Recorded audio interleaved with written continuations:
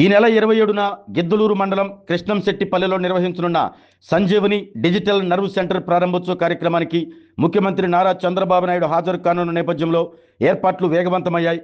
అన్ని శాఖల అధికారులు సమన్వయంతో పనిచేసి ముఖ్యమంత్రి పర్యటనను విజయవంతం చేయాలని మార్కాపురం జిల్లా కలెక్టర్ విజయ్ సునీత ఆదేశించారు. ఈ సందర్భంగా కార్యక్రమం నిర్వహించే ప్రాంతాలను ఆమె పరిశీలించారు. ముఖ్యమంత్రి చంద్రబాబు నాయుడు పర్యటన నేపథ్యంలో మార్కాపురం జిల్లా యంత్రాంగం అప్రమత్తమైంది. గిద్దలూరు మండలంలోని కృష్ణంశెట్టిపల్లె ప్రాథమిక ఆరోగ్య కేంద్రంలో ఏర్పాటు చేస్తున్న సంజీవిని డిజిటల్ నర్వ్ సెంటర్ను ముఖ్యమంత్రి ప్రారంభించనున్న నేపథ్యంలో కలెక్టర్ విజయ్ సునీత క్షేత్రస్థాయిలో ఏర్పాట్లను సమీక్షించారు.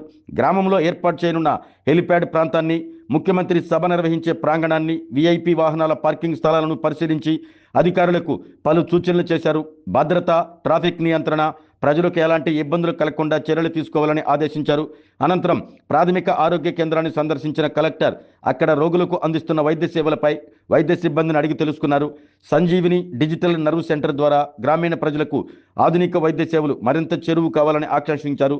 ఈ పరిశీలనలో జిల్లా సంయుక్త collector Puli Srinivasulu, RDO K Sivaramareddy, DSP Nagaraju, జిల్లా క్షయ నివారణ అధికారి డాక్టర్ రాహుల్, ప్రోగ్రాం అధికారి doctor Jagadish, doctor Gurumaheshwar Reddy, deputy tahsildar Nayab హుస్సేన్తో పాటు వైద్య సిబ్బంది పాల్గొన్నారు.